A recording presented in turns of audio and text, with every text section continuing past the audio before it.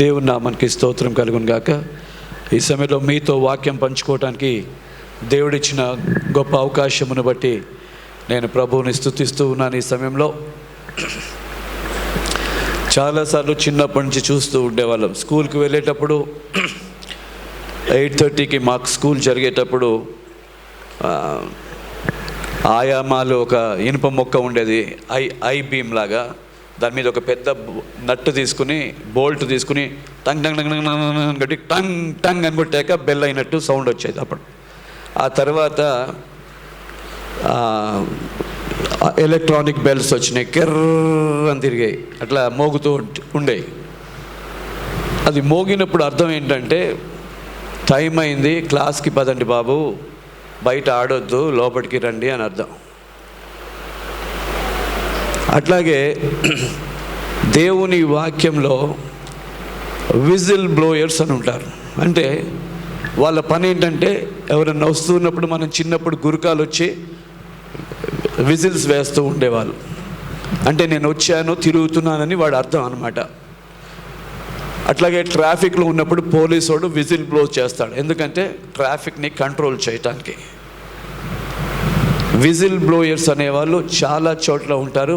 పరిశుద్ధ గ్రంథంలో కూడా వీరి గురించి మనం చూసినప్పుడు చాలా జాగ్రత్తగా విజిల్ బ్లోయర్స్ ఉండాలి. ఈరోజు విజిల్ బ్లోయర్స్ ఎవరు అని మనం ఇక్కడ నిర్ధారించుకోవాలి, మనం మాట్లాడుకోవాలనుకుంటే ప్రతి తల్లి తండ్రి ఇంటికి విజిల్ బ్లోయర్. ఏంటి? ప్రతి తల్లి ప్రతి తండ్రి విజిల్ బ్లోయర్స్ లాగా, ఆత్మీయ స్థితి వచ్చినప్పుడు విజిల్ బ్లోయర్స్ లాగా ఉండాలి. ప్రతి తల్లి ప్రతి తండ్రి బిడ్డలు బయటికి వెళ్ళొచ్చినప్పుడు విజిల్ బ్లోయర్స్ లాగా ఉండి వాళ్ళు టైంకి వస్తున్నారా, టైంకి వెళ్తున్నారా, ఏ సమయంలో ఏది చేస్తున్నారు, ఏం చేస్తున్నారు, ఏమి నష్టం తెచ్చి పెట్టుకుంటున్నారు, ఏమి లాభం తెచ్చుకుంటున్నారు, వారి ఆత్మీయ స్థితి ఏంటి, వారు శరీర సంబంధమైన పాపంలో ఎలాగ కొట్టుకుపోతూ ఉన్నారు, ఇవన్నీ చూస్తూ విజిల్ బ్లోయర్స్ జాగ్రత్తగా లేకపోతే మనము మన కుటుంబాల్లో నష్టాన్ని చూస్తాం. జ్ఞాపకం చేసుకో, మన కుటుంబాల్లో మనము తప్పకుండా నష్టాన్ని చూస్తాము అని జ్ఞాపకం చేసుకోవాలి. కాబట్టి ఈ సమయంలో ఏ దుర్మార్గుడైనా ఎహెజ్కేలు గ్రంథము 33వ అధ్యాయం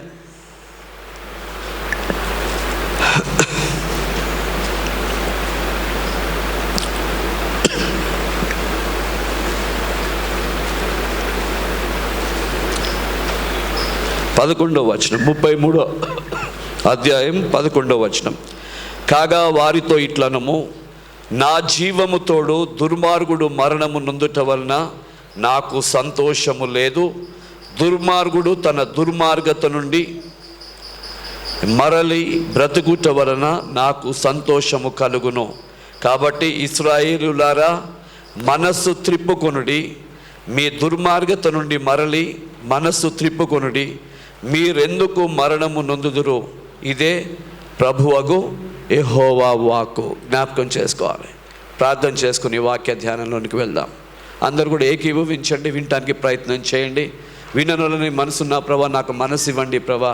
వారు మనసు త్రిప్పుకుంటేనే వాళ్ళు వింటారు, లేకపోతే వినరు. ఓకే, కాబట్టి ఎవరు మరణించటం దేవునికి సంతోషాన్ని కలిగించదు.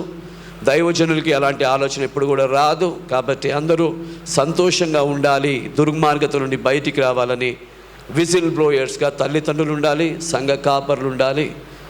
బాధ్యత కలిగిన ప్రతి ఒక్కరూ విజిల్ బ్లోయర్స్ లాగా సంఘాల్లో ఉండాలి. లేకపోతే సంఘము అనేక మంది మరణము మనకి దుఃఖాన్ని తెచ్చిపెడుతుంది. ప్రార్థన చేసుకుని వాక్య ధ్యానానికి వెళ్దాం. పరిశుద్ధుడవైన తండ్రి, నీకు వందనాలు చెల్లిస్తున్నా ప్రభా. ఈ యొక్క ఉదయకాల సమయంలో ఈ పరిశుద్ధ దినాన మీ వాక్య ధ్యానము చేసుకోవడానికి మాకు ఇచ్చిన ఈ చక్కటి సమయం బట్టి మీకు వందనాలు చెల్లిస్తున్నాం. వినుట వలన విశ్వాసం కలుగుతుంది కదా ప్రభా. అనేక సంవత్సరాలు వింటున్నాం, మాకు విశ్వాసము కలగటానికి ఇంకా ఏదో లోటు కనబడుతుంది ప్రభా.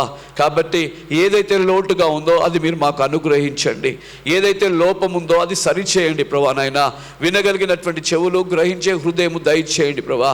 ఒక ఎగ్జాంపుల్ లైఫ్ లేని బ్రతుకులు మా ముందుంచినప్పుడు ఇలాగే ఆత్మీయ జీవితం అన్న పరిస్థితిలో మేము ఉండకుండా ప్రభా, ఒక చక్కని ప్రవర్తన, ఒక చక్కటి సాక్ష్యము ప్రభా తండ్రి ప్రభా.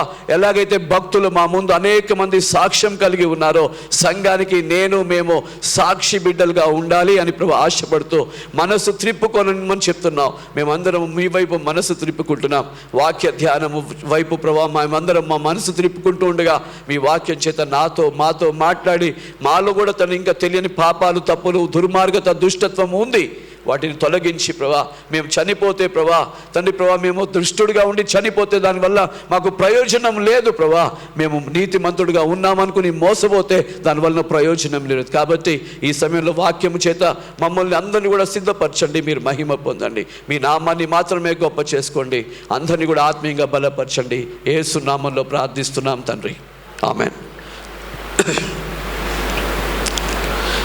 33వ అధ్యాయమే 2వ వచనం చదువుతున్నాను.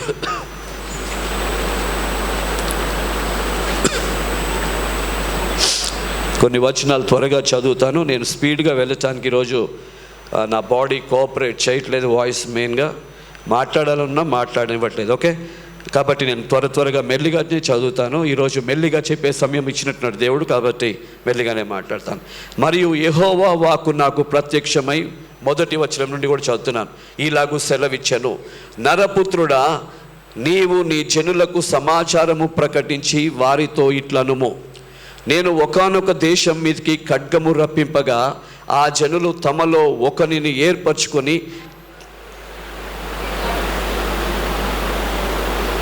ఏంటమ్మా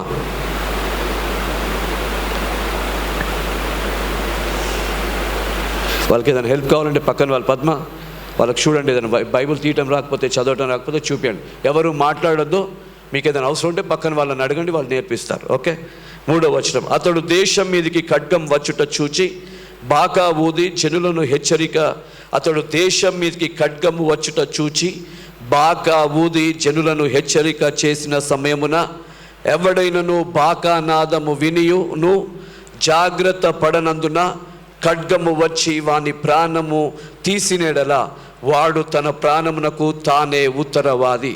బాకానాదము వినియును వాడు జాగ్రత్త పడకపోయేను గనుక తన ప్రాణమునకు తానే ఉత్తరవాది. ఏనైనగా వాడు జాగ్రత్త పడిన ఎడల తన ప్రాణమును రక్షించుకొనును.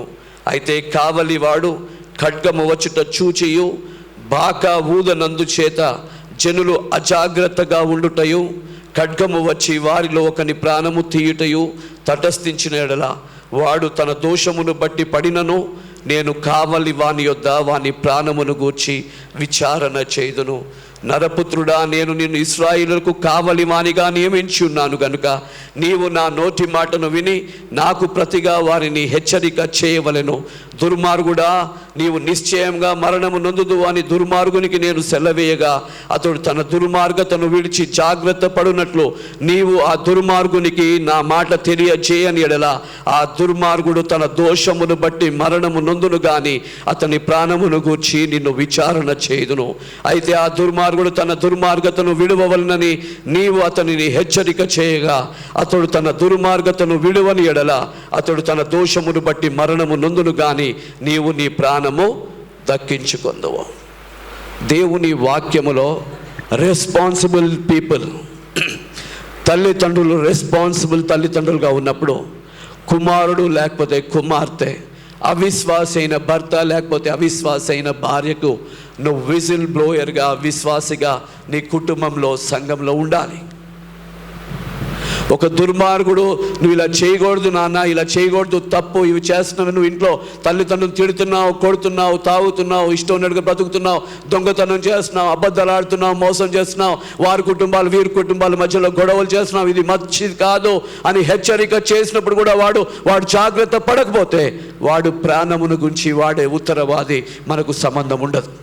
కాబట్టి చాలా జాగ్రత్తగా ఎవరికి వారు పరిశీలన చేసుకుంటూ హెచ్చరిక చేసేటప్పుడు, నేను మొన్న చందు దేవుని సన్నిధికి పిలువబడిన తర్వాత అక్కడ ఒక ఆంటీ వాళ్ళ కోడలతో నేను మాట్లాడుతూ ఉన్న సమయంలో ఎందుకో సడన్గా నయోమి, రూత్ గుర్తొచ్చారు. అత్త కోడలు నయోమి అత్తలాగా ఉండాలి అంటే లోక సంబంధమైన వ్యక్తులు పక్కన వెళ్తూ వాళ్ళకి సంబంధం లేదు, మేము మాట్లాడుకుంటున్నాము, చెప్తున్నారులే, పెద్ద చెప్పొస్తున్నారు అంటున్నారు. Foolish people. ఇట్లాంటి వాళ్ళని మనం లెక్క కూడా చేయాల్సిన అవసరం లేదు. ఓకే, అనేక మంది మనం వెళ్తూ ఉంటాము, వెర్రివారిలాగా మాట్లాడతారు. నాకంటే పెద్దోళ్ళే వాళ్ళు మళ్ళీ పేరుకి అనేక అనుభవాల్లోంచి వెళ్ళారు, కానీ మూర్ఖులాగా మాట్లాడుతున్నారు. మూర్ఖులాగానే మాట్లాడతారు. అందుకే హెచ్చరిక చేయాల్సిన బాధ్యత మన మీద ఉంటుంది. దుర్మార్గుడు మారాలి, దుర్మార్గుడు రక్షణలోనికి రావాలి, దుర్మార్గుడు చనిపోవటానికి వీల్లేదు. వాడు బ్రతికించవలసిన బాధ్యత మన మీద ఉంది, కొద్దిగా హెచ్చరిక చేసి. లేకపోతే వాడు చనిపోయిన తర్వాత వాడి లెక్క వాడు చెప్పుకుంటాడు. మనం చెప్పాల్సిందే. నువ్వు చెప్పొచ్చావులే అని అనిపించుకోవడానికి కాదు ఇక్కడ ఉంది, చెప్పాల్సిన బాధ్యత మా మీద ఉంటుంది, జ్ఞాపకం చేసుకోవాలి. కాబట్టి ఎవరో ఇది అంటున్నారు, ప్రార్థన గోపురంలో మిమ్మల్ని ఎవరన్నా ఏదో ప్రార్థన చేస్తున్నారులే అంటే మీరు ఏమనుకోవసరంలా. మూర్ఖులు కొంతమంది మూర్ఖులాగానే మాట్లాడతారు. స్తుతి ఆరాధనకు వస్తుంటే ఏదో పెద్దగా లెగిసి వస్తారులే అన్న పిచ్చోళ్ళలాగా మాట్లాడతారు. ఇవన్నీ మీరు పట్టించుకోవద్దు. ఓకే, ఈ సంఘములో దైవికమైన ప్రతి కార్యము దేవుడు దీవిస్తాడు. దుర్మార్గుల్ని రక్షించుకోవటానికే మన మందిరం స్థాపించబడింది, దానికోసమే మనము రక్షించబడ్డాము. అది ఆ బాధ్యత కలిగే మనం విజిల్ బ్లోయర్స్ లాగా సంఘంలో ఉంటున్నాం. కాబట్టి అవివేకమైనటువంటి ఎవరైనా ఏదన్నా మాట్లాడినా అది తీసి పక్కన పడేయండి, ఎందుకంటే దేవుడు మనతో ఉన్నాడు. దేవుడికి స్తోత్రం కలుగును గాక. హల్లెలూయా, హల్లెలూయా. ఎందుకంటే దేవుని పనిలో ఈ లోక సంబంధమైనటువంటి వాళ్ళు చాలామంది ప్రవేశించి దేవుని పనిని ఆపడానికి ప్రయత్నం చేయొచ్చు, కానీ హెచ్చరిక చేయాల్సిన బాధ్యత మన మీద ఎప్పుడు ఉంటూనే ఉంటుంది. జ్ఞాపకం చేసుకోవాలి. నా కుమారుడికి ఇలా చెప్పారు, నా కుమార్తెకి ఇలాగా చెప్పారని మీరు పర్సనల్గా ఎవరు తీసుకోవద్దు. ఇక్కడున్న వాళ్ళ బాధ్యత ఇది. పోలీసు వాళ్ళు లాఠీ పెట్టి కొడితే పగ పెట్టుకుని కొట్టడం కాదు, కంట్రోల్ చేయడానికి కొడతాడు, కంట్రోల్ చేయడానికి విజిల్ బ్లో చేస్తాడు. కాబట్టి జాగ్రత్తగా ఎవరికి వారు ఆత్మీయంగా జీవించేటప్పుడు మనం చాలా జాగ్రత్తగా ఉండాలి. దాంతోపాటు నీతిమంతుడి గురించి కూడా అక్కడ చెప్పబడుతుంది. ఏంటంటే నీతిమంతులం అని చాలామంది అనుకుంటూ ఉంటారు క్రైస్తవ లోకంలో. చాలాసార్లు జ్ఞాపకం చేసుకోండి, నీతిమంతుడు 12వ వచనంలో అక్కడే ఒక మాట ఉంది, 33:12లో, మరియు నరపుత్రుడా నీవు జనులకు ఈ మాట తెలియజేయము, నీతిమంతుడు పాపము చేసిన దినమున అది వరకు అతడు అనుసరించిన నీతి అతన్ని విడిపింపదు. నీతి ఒక దినాన ఈరోజు పాపం చేశాను అనుకోండి, ఇన్ని సంవత్సరాల నా నీతి నన్ను కాపాడదని చెప్తుంది. నేను నిశ్చయముగా అక్కడ చదువుకుంటూ ముందుకు వెళ్తే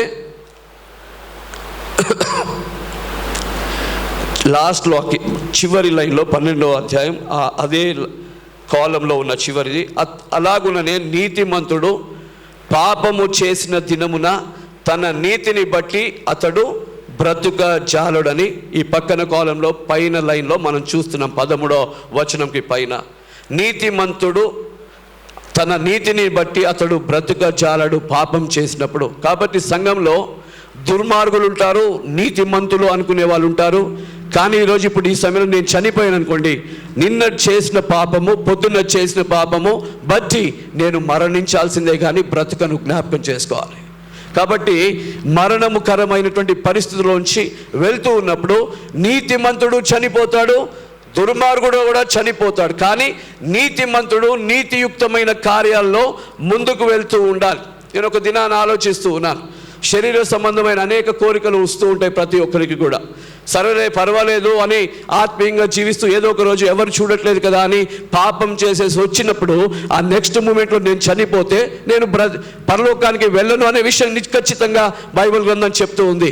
కాబట్టి నీతిమంతుడు చివరి శ్వాస వరకు కూడా నీతిమంతుడుగా జీవించటానికి పరిశుద్ధాత్మ దేవుని యొక్క వాక్యాన్ని సహాయాన్ని తీసుకుంటూ సహవాసంలో ముందుకు వెళ్తూ మనం జాగ్రత్తగా ఉండాల్సిన బాధ్యత దేవుడు మన మీద పెడుతూ ఉన్నాడు.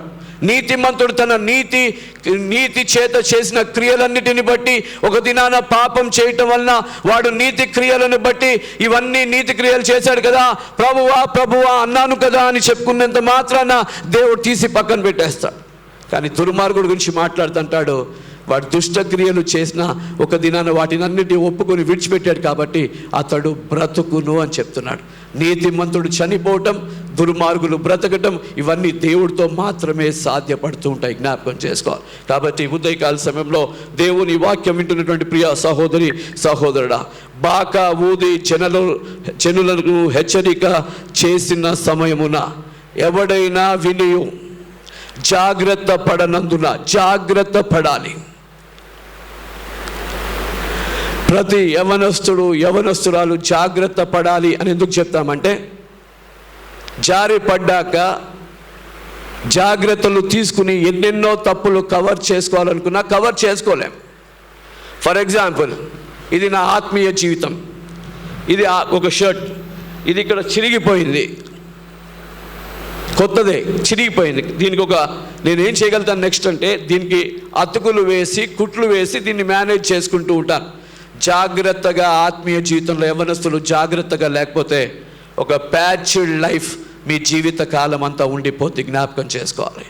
ఒక జీవిత కాలం అంతా కూడా ఒక మచ్చ, ఒక డాగు మీకు తెలియకుండానే అది ఎంత కవర్ చేసుకుని ముందుకు వెళ్ళినా దేవుని చూసినప్పుడల్లా నేను ఎందుకు ఇంత ఘోర పాపం చేశానన్న ఒక డాగు మిగిలిపోతూ ఉంటుంది. జ్ఞాపకం చేసుకోవాలి. అందుకే వాక్యం విన్నప్పుడు జాగ్రత్తగా పడాలి. హెచ్చరిక చేసినప్పుడు కొంతమంది వచ్చి నువ్వు ఎందుకు ఇలా మాట్లాడావంటున్నారు. ఇది నా బాధ్యత. ఎందుకు విసిలేసావు, ఇది నా బాధ్యత. ఎందుకు వాక్యం మీరు ఇట్లా చెప్తున్నారు, ఇది నా బాధ్యత. లేకపోతే నన్ను దేవుడు రేపు లెక్క అడిగితే అప్పులు తీర్చడానికి ఎన్నో కష్టాలు అవుతాయి. ఇంట్లో మనం చిన్న చిన్న అప్పులు చేస్తేనే, దేవుని ముందు ఆత్మల గురించి అప్పు చేస్తే దాని అప్పు ఎవరు తీర్వాలి? నా తరపున నా అప్పు తీర్చేవాడు ఎవడు ఉండడు. ఆత్మ సంబంధమైన అప్పులు జ్ఞాపకం చేసుకోవాలి. దేవుని సన్నిధిలో నిలబడి, దేవుడు నా మీద నేరం మోపుతూ నువ్వేం చెప్పావు, ఏం చేసావు, సంఘంలో నిలబడి వాళ్ళ ఆత్మల గురించి నీకున్న బాధ్యత, భారం ఏం చేసావు అని అడిగితే దానికి నేనేమి సమాధానం చెప్పుకోలేను. కాబట్టి విశ్వాసులుగా ఉన్నప్పుడు మీరు వచ్చి నాతో మాట్లాడటం సబబే, కానీ మాట్లాడక ముందు వాక్యానుసారంగా ఉందా లేదా పరిశీలన చేసుకున్న దగ్గరికి రండి. దానికి సమాధానం వాక్యంలోంచే నేను చెప్తాను. నేను మాట్లాడే ప్రతి మాట వాక్యంలోంచే మాట్లాడుతూ ఉంటాను. కాబట్టి వాక్యమే సమాధానం ఇస్తుంది దానికి. నేను సమాధానం ఇవ్వలేను, కానీ వాక్యం మీకు తప్పకుండా సమాధానాన్ని ఇస్తుంది. జ్ఞాపకం చేసుకోవాలి. కాబట్టి జాగ్రత్త పడటం చాలా ఇంపార్టెంట్. జ్ఞాపకం చేసుకోవాలి. వర్షం పడేటప్పుడు ఒక గొడుగు తీసుకువెళ్ళినా మనం తడిసిపోతూ ఉంటాం. కొన్నిసార్లు కాళ్ళు తడిసిపోతాయి. ఎక్కువ జోరున్న వర్షం వస్తే ఆ యొక్క గొడుగు కూడా ఆగదు. జాగ్రత్తగా ఉంటే జ్ఞానం కలిగిన స్త్రీ తన ఇల్లు కట్టుకుంటుంది. చెప్పండి, జ్ఞానం కలిగిన స్త్రీ తన ఇల్లు కట్టుకుంటుంది. జాగ్రత్త అంటే కట్టుకోవటం, జాగ్రత్త అంటే నిలబడటం, జాగ్రత్తగా అంటే దుష్టుల నుంచి దూరంగా రావటం, జాగ్రత్తగా ఉండటం అంటే దేవునికి అయిష్టమైన వాటి నుండి బయటికి రావటం. దేవుడికి దగ్గర జాగ్రత్తగా ఉండటం ఏంటంటే ఆత్మ సంబంధమైన బిడ్డలతో కలిసి ముందుకు వెళ్ళటం. దుష్టులు ఆలోచన చప్పున నలువక, పాపుల మార్గమున నిలువక మనం నిల్వమండి. వాళ్ళ దగ్గరికి వెళ్ళి దేవుణ్ణి నిలబెట్టి మనం వచ్చేస్తాం. అలా అని మీరందరూ వెళ్ళి నిలబెడదామని అనుకోకండి. దానికి కూడా ఎంతో దేవుడు నడిపింపు ఉంటేనే వెళ్ళి నిలబెట్టి రావాలి. లేకపోతే మీరు వెళ్ళి ఒక పాపంలో స్త్రీని ఏదో కాపాడుదామని వెళ్తే మీరు కూడా పాపంలో కొట్టుకుని పోతారు. మనమందరూ కూడా అవుతుంది. జాగ్రత్తగా ఉంటేనే అలాంటి సాహసాలు చేయాలి. ఈరోజు జాగ్రత్తగా ఉండి కొన్ని దేవుడు పనులు చేసేటువంటి క్రమంలో దుష్టుల ఆలోచన చొప్పున నడిచేటువంటి సమూహాలు జాగ్రత్తగా ఉండాలి. ఎందుకంటే అదొక సమూహము. అది కూడుకుంటే దుష్టత్వము, అది కూడుకుంటే దురాలోచనలు, అది కూడుకున్నప్పుడు చెడు తలంపులు. వాళ్ళు ఎప్పుడు కూడా ఆత్మ సంబంధమైన ఎదుగుదల గురించి మాట్లాడుకొని సందర్భాల గురించి, అవి దుష్టుల ఆలోచన చొప్పున నడవటం అంటే. కానీ ఆత్మీయంగా మనం కూడుకున్నప్పుడు మనం మాట్లాడుకునే మాట ఏంటంటే, ఎంత జాగ్రత్తగా ఉన్నావు నువ్వు కుమారుడు, ఎంత జాగ్రత్తగా ఉన్నావు దేవుడి దగ్గర. మీ ఇంట్లో తల్లిదండ్రులు ఎంత జాగ్రత్తగా నిన్ను చూసుకుంటున్నారు ఆత్మీయంగా. ఏంటి, ప్రార్థన ఉందా మీ ఇంట్లో? స్తుతి ఆరాధన ఉందా? వ్యక్తిగతమైన ప్రార్థన ఉందా? లేకపోతే అందరూ కలిసినప్పుడు ఎప్పుడన్నా, ఏ సందర్భంలో అయినా, ఎప్పుడైనా, ఎన్నో సంవత్సరాల మన సహవాసంలో ఎప్పుడన్నా కూడుకున్నప్పుడు ఏం చేద్దాం దేవుడి పని అని మాట్లాడుకున్నామా? లేకపోతే లోక సంబంధమైన మాటలే మాట్లాడుకుంటున్నామా? లోక సంబంధమైన మాటలు మాట్లాడుకుంటుంటే శ్యాంబాబు సహవాసం అయినా కూడా దుష్టులే అని జ్ఞాపకం చేసుకోవాలి. ఏంటి, దుష్టులే అని జ్ఞాపకం చేసుకోవాలి. అప్పుడు ఏమవుతుందంటే నాతో మీరు ఉంటే పాడైపోతారు. కాబట్టి ఎవరికి వారు వివేచించుకోవాలి. ఈ సహవాసం మంచిదా, దీనివల్ల ఆత్మ సంబంధమైన దీవెనలు లేకపోతే ఉపకారం ఏమైనా ఉందా, మేలులు పొందుకుంటున్నామా లేదా అని అనుకోవాలి. శరీర సంబంధమైన వాటి మీద మనసు ఉంచుకుంటారు. కూర్చున్నప్పుడు సంతోషము, ఎంజాయ్మెంట్, ఫన్, లాజిక్, కొన్ని ఏమన్నా అన్నాము, నవ్వుకున్నాము, అని తిట్టాము, ఎగతాళి చేసాము అని మనం మాట్లాడుకుంటున్నాం అనుకోండి, అది దుష్ట సంబంధమైనటువంటి విషయమే కానీ మరొకటి కాదు. చాలా జాగ్రత్తగా మనం ఉండాల్సినటువంటి అవసరం ఉంది. కాబట్టి ఈ లోకంలో మనం ఉన్నప్పుడు దేవుని బిడ్డలు జాగ్రత్తగా ఉండాలి. అందుకే భక్తులు హెబ్రీయులకు రాసిన పత్రిక 11వ అధ్యాయంలో విశ్వాసమును గురించి మాట్లాడుతూ చాలా చక్కటి ఎగ్జాంపుల్స్ని అక్కడ మన ముందు పెట్టారు. ఒకసారి చూద్దాం. ఇది నేను మొన్న శిలువ ధ్యానాల్లో కూడా మాట్లాడాను కానీ బట్ ఈ సమయంలో ఎందుకో దేవుడు అలాంటి సమయం ఇస్తున్నాడు. విశ్వాసమనున్నది నిరీక్షింపబడు వాటి యొక్క నిజ స్వరూపమును, అదృశ్యమైనవి ఉన్నవనుటకు రుజువునై ఉన్నది.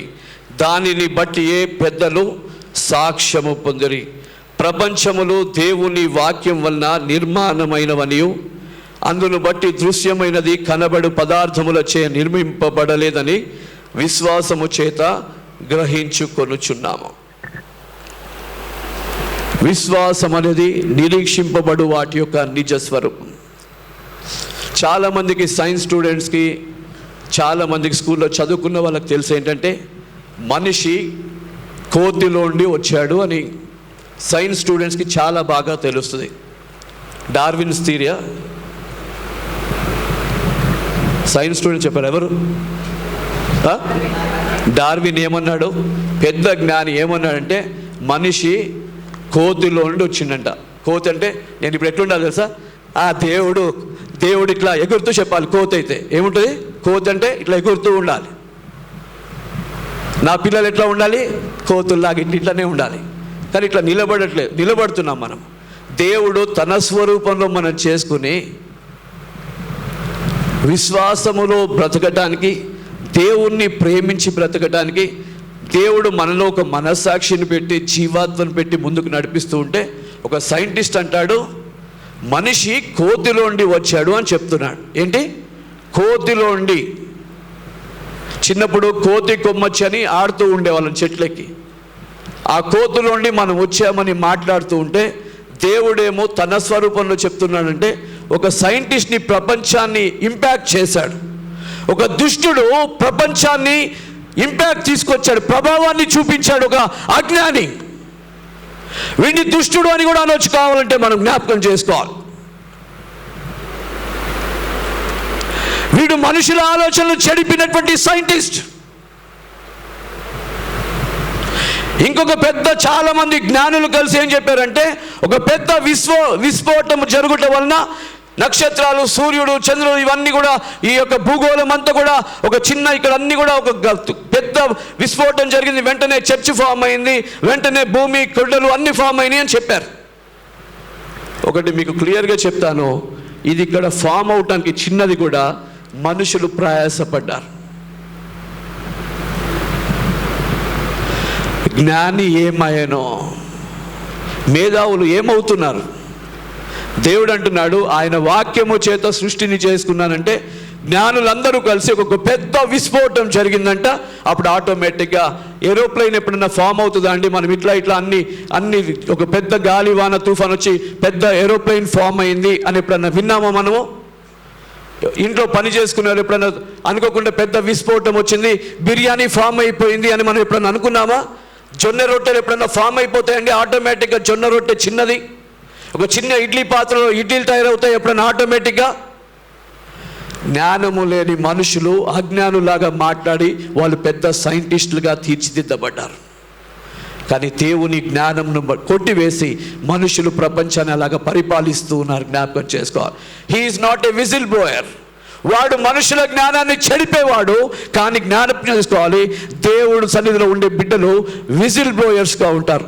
విశ్వాసం అనున్నది నిరీక్షింపబడు వాటి యొక్క నిజ స్వరూపం. విశ్వాసం అంటే మా ఇంట్లో బీరువాలో 10,000 ఉన్నాయండి, మీరు వెళ్ళి తాళం తీయండి, వెంటనే రూమ్లోకి వెళ్ళండి, బీరువా ఓపెన్ చేయండి, 10,000 కట్ట ఉంటుంది, తీసుకొచ్చేయండి, మనం భోజనానికి వాడుకుందాం అని చెప్పామనుకోండి, ఇది విశ్వాసం కాదు.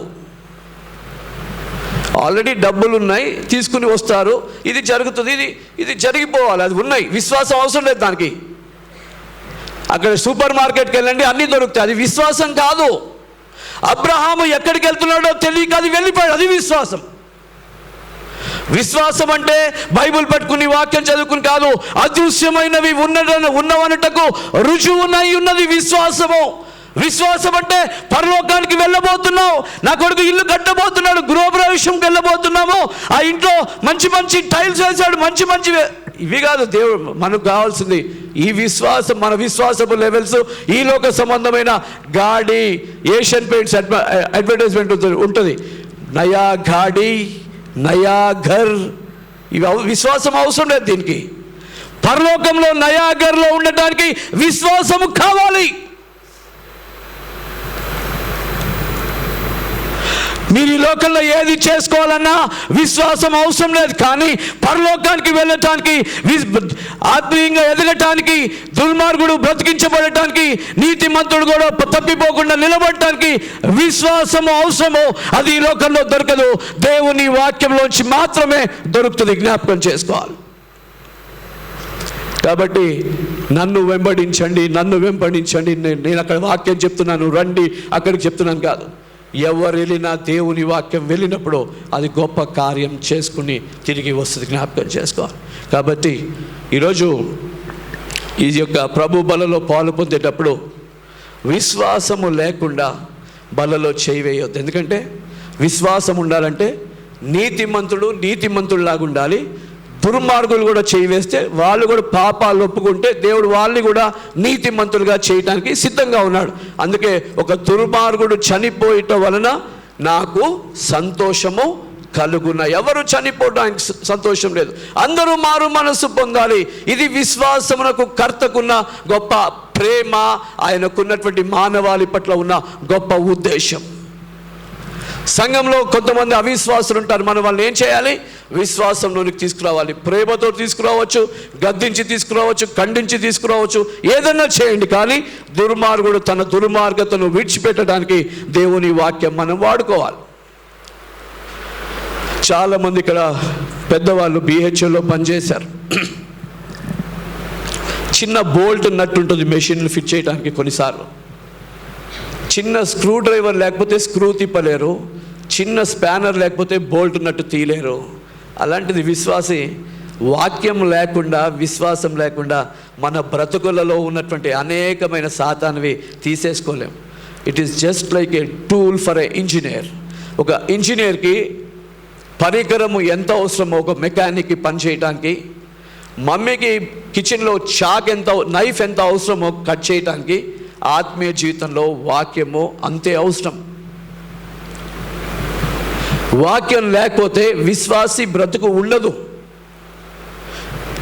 ఇల్లు మొత్తం ఎత్తుకున్న ఒక నైఫ్ లేకపోతే ఆ రోజంతా కూడా ఏమీ చేయలేదు తల్లి.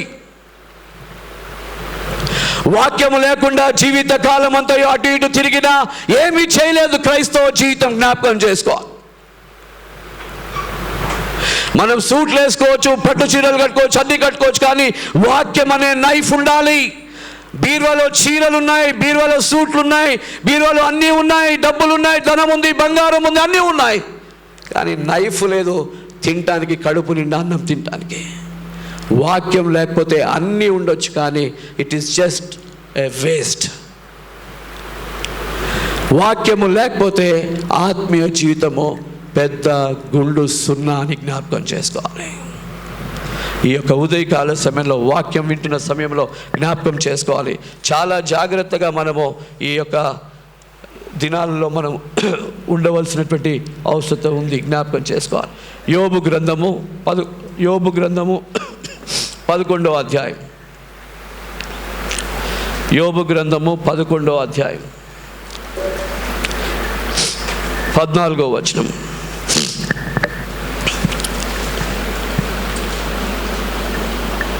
13-14 వచనాలు నేను చదువుతున్నాను, చూడండి. యోబు 11:13-14 వచనాలు చదువుతున్నా. నీవు నీ మనస్సును తిన్నగా నిలిపిన ఎడల, నీ చేతులు ఆయన వైపు చాపిన ఎడల, పాపము నీ చేతిలో నుండుట చూచి నీవు దాన్ని విడిచిన ఎడల, నీ గుడారంలో నుండి దుర్మార్గతను నీవు కొట్టివేసిన ఎడల, నిశ్చయముగా నిర్దోషివై నీవు సంతోషించెదవు, నిర్భయుడవై నీవు స్థిరపడి యుందువు. నిశ్చయముగా నీ దుర్దశను నీవు మరచెదవు. దేవుని వాక్యం ఎలా ఉందో చూస్తుంటే, నీ చేతిలో పాపము నీ చేతిలో నుండుట చూచి నీవు దాన్ని విడిచిన ఎడల. కొన్ని విచిత్రమైన విషయాలు చూస్తూ ఉంటాం. కొన్నిసార్లు చుట్టాలు ఇంటికి వెళ్ళినప్పుడు మనం అనుకోకుండా వెళ్తాం కదా, అప్పుడు చుట్టాలు ఒకరి ముఖాలు ఒకరు చూసుకుంటారు వాళ్ళ ఇంట్లో. అరే అన్నం లేదు కదా, ఎట్లా పెట్టాలి అని. భోజనం చేయమని అడుగుతుంది, వెంటనే వాడు అంటాడు పక్కనోడు, భోజనం లేదు, నువ్వు తినమని అడగొద్దు, తాగమని అడగొద్దు అని చెప్తూ ఉంటారు పక్క నుండి. కళ్ళతో సైగ చేస్తుంటారు. ఎందుకంటే అక్కడ ఏం లేదు కాబట్టి, సిద్ధపడలేదు కాబట్టి, అనుకోకుండా వెళ్ళాం కాబట్టి. కొంతమంది కాలి ఇషారా, ఏం నకరాలు చేస్తున్నావు అన్నట్టుగా చూపిస్తారు ఇట్లా కళ్ళల్లో. కొంతమంది కాళ్ళతోటి, కొంతమంది చేతులతోటి రకరకాల సైగలు చేస్తూ ఉంటారు. ఇవన్నీ మనం లోకల్లో చూస్తూ ఉంటాం. కొన్నిసార్లు చేతిలో పాపమును పెట్టుకొని దేవుని సన్నిధిలో రకరకాలుగా మనం ప్రవర్తిస్తూ ఉంటే దేవుని సన్నిధిలో ఎట్లా ఉంటుందో ఒకసారి మనం ఆలోచించండి. సామెతల గ్రంథం 6వ అధ్యాయం 12వ వచనం చదువుతాను. సామెతల గ్రంథము 6వ అధ్యాయం 12వ వచనం. కుటిలమైన మాటలు పలుకువాడు పనికి మాలిన వాడును దుష్టుడునై ఉన్నాడు. వాడు కన్ను గీటుచు, కాళ్ళతో సైగ చేయుచు, వ్రేళ్లతో గురుతులు చూపును. వాని హృదయము అతి మూర్ఖ స్వభావము గలది.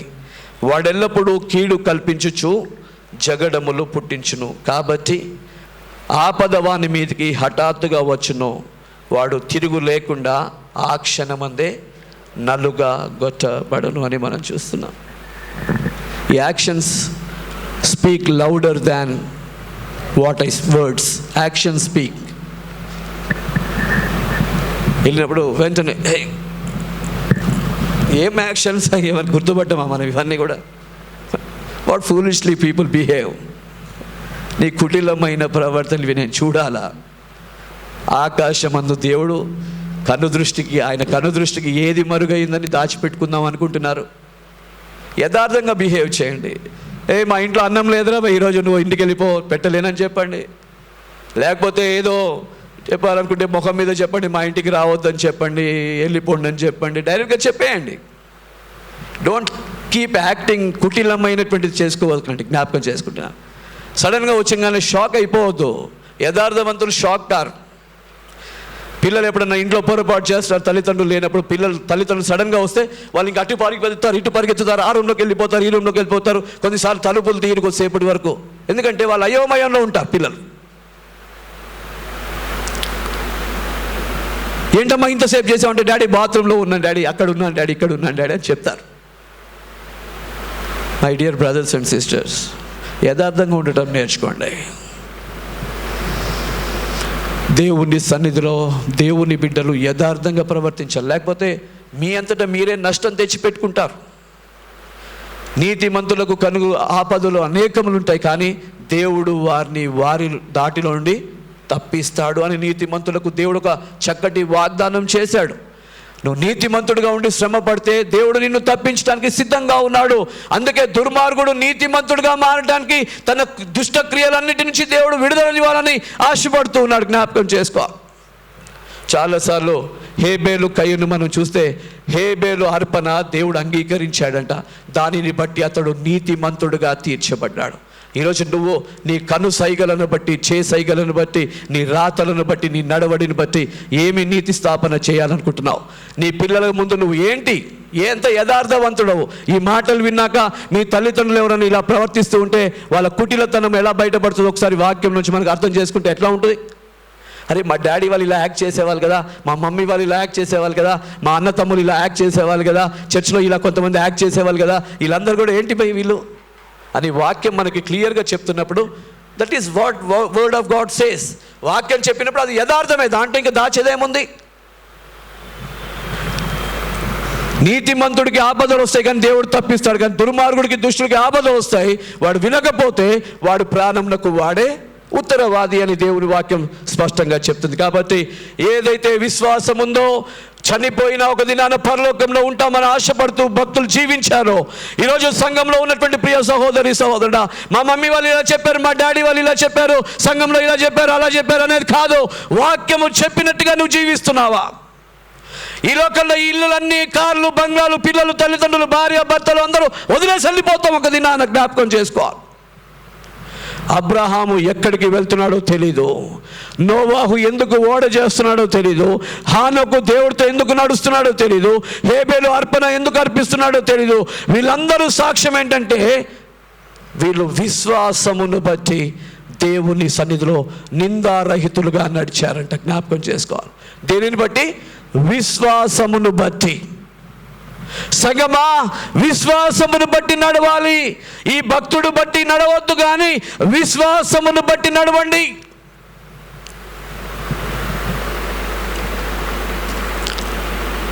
ఒకటే రిక్వెస్ట్ చేస్తుంది చర్చ్లో ఏంటంటే, ఎవరన్నా ఇంకా తప్పిపోయి ఉంటే ఆ దేవుడిని అడగండి, ప్రభా నాకు ఒక నిత్య జీవంలో రావడానికి నాకు సహాయం చేయండి. ఇవన్నీ కూడా లోక సంబంధమైనటువంటి jingle bells, jingle bells, jingle all the way అనుకుంటూ లోకంతో దేవుడితోటి లోకంతో ఆడుకోకండి. Once you have decided to live Christian life, ఆ ప్రకారమే దేవుని వాక్యం చెప్పినట్టుగా నడవండి. ఎవరో అలా నడుస్తున్నారు కదా అని మీరు నడుద్దామని ప్రయత్నం చేయొద్దు. ఎవరో నడుస్తున్నారని మీరు నడవాలని ప్రయత్నం చేయొద్దు. నీ పర్సనల్ రిలేషన్షిప్ విత్ గాడ్, నీ సన్నిహితమైన సంబంధము దేవుడితో ఎలాగుంది ప్రాముఖ్యమైనటువంటిది. నేను ఎలాగుండాలి సంతోషంగా అంటే, నేను నా పిల్లలతో, నా భార్యతో ఎలా ఉండాలి అంటే దేవుని వాక్యం చెప్తుంది ఎలా ఉండాలో సంతోషంగా. సంఘంతో ఎలా ఉండాలి యథార్థంగా అంటే దేవుడు వాక్యం చెప్తుంది సంఘంతో ఎలా ఉండాలో. సంఘంలో ఎలా ఉండాలి తెలుసా? సహవాసమందునో, రొట్టె విరుష్ట యందునో, ప్రార్థన యందునో ఎడతెగక ఉండాలి. ఇది సంఘానికి ఒక నియమము. This is a principle. వాక్యము లేకుండా, ప్రిన్సిపల్స్ లేకుండా you cannot live as you like and you cannot guide people as you like. నా ఇష్టం కాబట్టి నేను చేస్తాను. మన ఇంట్లో మన ఇష్టం. సంఘంలో మన ఇల్లు మన ఇష్టం కాదు, దేవుని ఇల్లు దేవుని ఇష్టం. ఇది ఏంటి? దేవుని ఇల్లు దేవుని ఇష్టం. అందుకే బైబిల్ చెప్తుంది ఏంటంటే, సంఘం గురించి మాట్లాడుతూ దేవుని వాక్యం క్లియర్గా మాట్లాడుతుంటుంది ఏంటంటే, ఎందుకు దేవుడు అపోస్తుల కార్యములు 20వ అధ్యాయం, అపోస్తుల కార్యములు 20వ అధ్యాయం 28వ వచనం,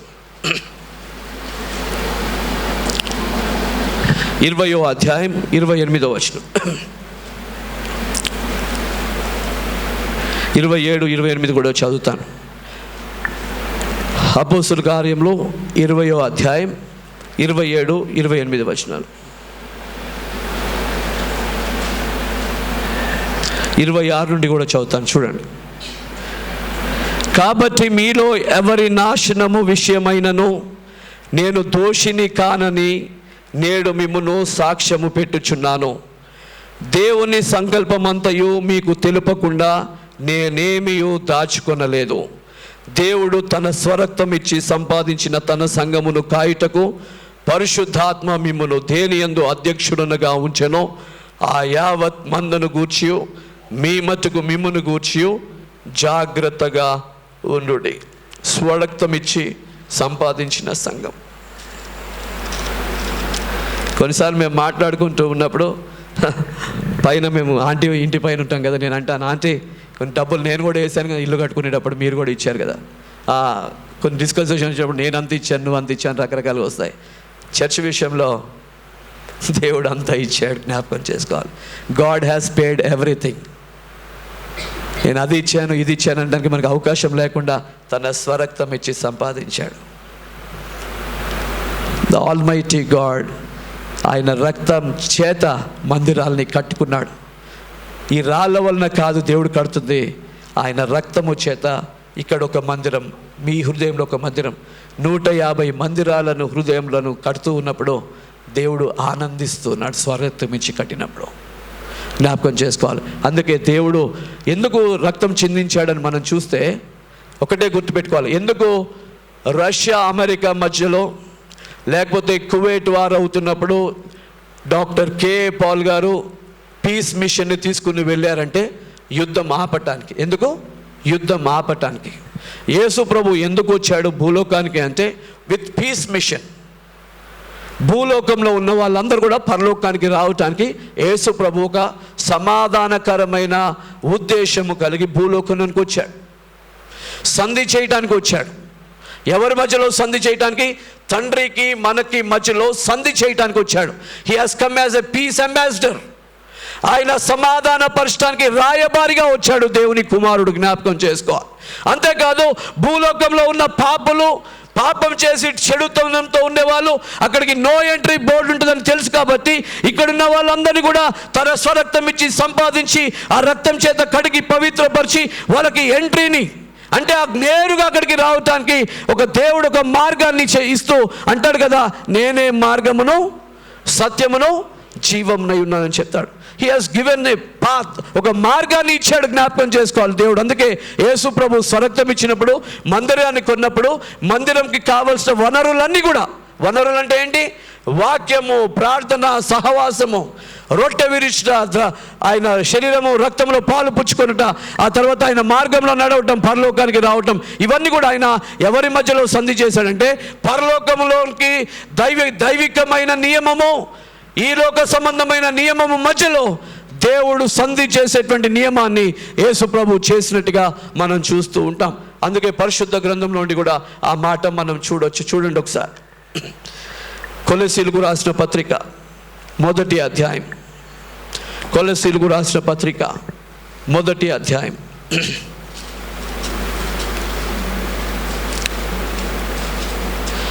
19-20 వచనాలు చదువుతున్నాను, దయచేసి చూడండి. 19-20 వచనాలు. కొలెసీ 1వ అధ్యాయం 19-20 వచనం.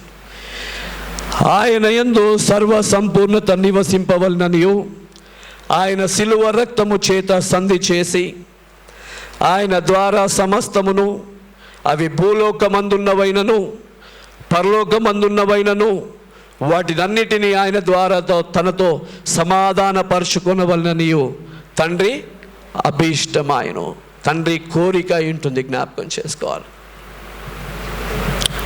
ఈరోజు నేను ఇక్కడ ఉండటం మా తల్లిదండ్రుల అభీష్టం కాదు ఇది, కానీ పరలోక తండ్రి అభీష్టమైన కోరిక. దేవుని బిడ్డలుగా మీరు జీవించటమో సాతానికి ఇష్టమైంది కాదు, కానీ తండ్రి కోరిక, అది అభీష్టమైంది. మీరు దుర్మార్గతల్లోంచి, చెడుతనంలోంచి ఎందుకు చెప్తూ ఉంటాడు దేవుడు అంటే మీరు బయటికి రావటం ఆయన ఇష్టమై ఉంటుంది. మీరు బంధకాల నుంచి ఎందుకు రమ్మంటాడంటే మీ మీద కోపం ఉండి కాదు, దానివల్ల నశించిపోతారు కాబట్టి. త్రాగొద్దు అని చెప్తే త్రాగే వాళ్ళ కోపం వస్తుంది, కానీ తెచ్చుకోకండి, ఎందుకంటే దానివల్ల పాడైపోతారు, పరలోకంకి రాలేరని చెప్తూ ఉంటాడు. అబద్ధం చెప్పొద్దు, దానివల్ల పాడైపోతారు. దొంగతనం చేయొద్దు, మోసం చేయొద్దు, అబద్ధం చేయొద్దు, మాట్లాడొద్దు, కుటిల సాక్ష్యాలు, అవి అబద్ధపు మాటలు ఇష్టం ఉన్నట్టుగా మాట్లాడొద్దు, ఎందుకంటే దానివల్ల నష్టపోతారు. నష్టం తెచ్చుకుంటే దాన్ని పూడ్చే వాళ్ళు ఎవరుండరు. ఒకటే గుర్తుపెట్టుకోవాలి, నేను నష్టం చేస్తే కొంతగానే నష్టం చేస్తా, కానీ దేవుడు నష్టం చేస్తే ఫర్ ఎవర్ అది అలాగే ఉండిపోద్ది. జ్ఞాపకం చేసుకోవాలి. For ever. హిరోషిమా, నాగసాకి నష్టం చేశారు ఆ రోజు అమెరికన్స్, అది ఈ రోజు వరకు కూడా ఏమీ మొలదు. కానీ దేవుడు నష్టం చేస్తే తరతరములు మనం ఎప్పుడు కూడా భూలోకంలో ఇంకెప్పుడు కూడా మన కుటుంబము మనం ఎప్పుడు కూడా ఆశీర్వదించబడలేం. అందుకే దేవుడు చెప్తాడు కదా, ఆయన కోపం ఉంటే అంట కొన్ని తరాలు ఉంటుందంట, కానీ ఆయన దీవెనలు తరతరాలు ఉంటాయని చెప్తూ ఉంటాడు. జాగ్రత్తగా సంఘము ఆయన వాక్యం వినండి. తల్లిదండ్రులు విజిల్ బ్లోయర్స్గా మీ ఇంట్లో ఉండండి. మీకు విజిల్ వేయటం రాకపోతే మీరు కుటుంబాన్ని పాడు చేసుకుంటున్నారని తప్పకుండా జ్ఞాపకం చేసుకోండి. మీ అలవాటే మీ పిల్లలకు వస్తుంది, మన పిల్లలకు వస్తుంది. వాళ్ళు కూడా ఎప్పుడు విజిల్స్ వేయరు. పిల్లలు ఏదైనా తప్పు చేసేస్తుంది కప్పేసుకుంటారు తప్ప ఎప్పుడు దాన్ని విజిల్ బ్లోయర్స్ లాగా ఉంచరు. ఒక కుటుంబంలో 10 మంది పిల్లలు ఉన్నప్పుడు ఒకడు తప్పు చేస్తే ఈడు తప్పు చేయటం వల్ల ఇట్లా పాడైపోయాడని 9 మందికి చెప్పాల్సిన బాధ్యత తల్లిదండ్రులకు ఉంటుంది. పర్వాలేదులే అని దాచిపెడితే ఇంకొక పిల్ల కూడా అదే తప్పు చేస్తాడు. అది కూడా కప్పి పెట్టుకుంటాం. ఇలాగ 10 కప్పి పెట్టుకుంటూ 10 మందికి కప్పి పెట్టుకుంటుంటే 10 మందిని నరకంలోనికి సిద్ధపరుస్తాం తప్ప ఇంకొకటి కాదు. అందుకే దేవుని వాక్యం చెప్తుంది ఏంటంటే, మన పాపములు మనము ఒప్పుకొని ఎడల ఆయన నమ్మదగినవాడు, నీతిమంతుడు. కాబట్టి మన ప్రతి పాపమును కడిగి పవిత్రపరిచి దుర్నీతి నుండి తప్పించి మనల్ని నీతిమంతులుగా చేస్తూ ఉంటుంది. జ్ఞాపకం చేసుకోవాలి. మందిరం కోసం రావటం ఎందుకంటే నీతిమంతుడుగా చేయబడటానికి. నా ప్రియ సహోదరి సహోదరుడా, నీతిమంతులు కొంతమంది అయినా, అబ్రహాం అందుకే ప్రార్థన చేస్తూ 50 మంది నుండి 10 మంది దాకా వచ్చాడు. విశ్వాసులకు తండ్రి ఆయన. 50 నుంచి 10 మంది 10 మార్కుల్లోకి వచ్చేసాడు. అంటే ఆయన తెలివి లేనోడని కాదు. 50% మార్క్స్ నుంచి 10 మార్క్స్ వచ్చాడంటే ఆడు తెలివి తక్కువడని భూలోకం అనుకుంటూ ఉంటుంది జ్ఞానంలో. కానీ విశ్వాసులకు తండ్రి 50 నుండి 10 మందికి వచ్చాడు. ఎందుకంటే 10 మంది ద్వారా భూలోకాన్ని కాపాడుకోవటానికి. సంఘంలో ఉండే 100 మంది కంటే 5-10 మంది ఉండి సంఘాన్ని కాపాడుకోగలిగితే దీనికంటే గొప్ప భాగ్యం మరొకటి ఉండదు. నీవు నేను సంఘమును కాపాడుకోవటానికి దేవుని కొరకు పురి కొలుపుకోగలిగితే తండ్రి యొక్క అభీష్టము అదే ఉంటుంది. జ్ఞాపకం చేసుకోవాలి. మనుషులు మాటలు కొన్ని గాయపరచొచ్చు, కానీ దేవుడు ఆ గాయాల్ని కట్టి ఆయన గుడారపు చాటున నిన్ను మరుగుపరిచి నువ్వు ఎక్కలేనంత ఎత్తైన కొండ మీదకి దేవుడు నిన్ను ఎక్కిస్తాడు. అట్టి కృప దేవుడు సంఘానికి తన స్వరక్తం ఇచ్చి సంపాదించిన ఈ సంఘంలో యథార్థవంతులు, నీతిమంతులు, ప్రార్థనా పరులకి దేవుడు అట్టి కృప అనుగ్రహించునుగాక. దుర్మార్గులు, దుష్టులు మరణించటం వలన సంతోషం లేదు. మార్చుకోవటానికి దేవుడు అవకాశం ఇస్తున్నాడు. మార్చుకుని జీవించటాన్ని బట్టి దేవుడు సంతోషిస్తాడు. ఎవరైనా తప్పిపోయి ఉంటే దేవుని దగ్గర మార్గము తిరిగి రండి, దేవుని మార్గంలోనికి నీతిమంతులుగా జీవించండి. దేవుడు మిమ్మల్ని బట్టి కూడా సంతోషించాలని ఆశపడుతున్నాడు. అట్టి కృప దేవుడు సంఘానికి మనందరికీ కూడా అనుగ్రహించునుగాక. ప్రార్థన చేసుకుందాం.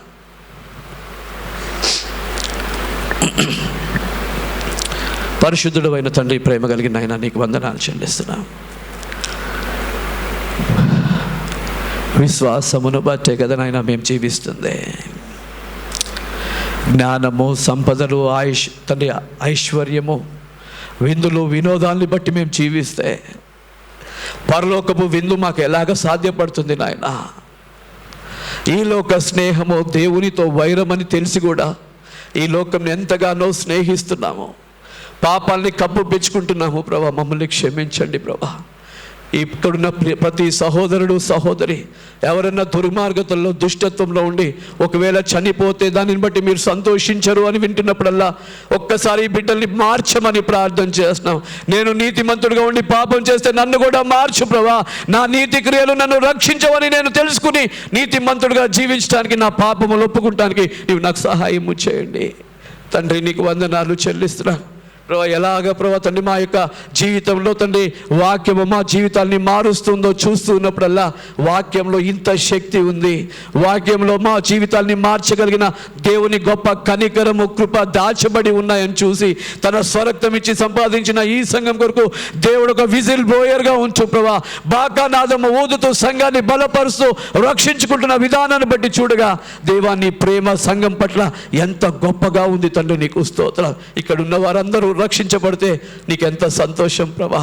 అలాంటి సంతోషం, నీ సంతోషంలో మేము కూడా పాలు పొందడానికి కృప దయచేయండి. అందరినీ దీవించండి, ఆశీర్వదించండి. నీ కృపగల హస్తాలకు అందరిని అప్పగిస్తూ యేసు నామములో ప్రార్థించి అడిగి వేడుకుంటూ ఉన్నాము తండ్రి. ఆమేన్.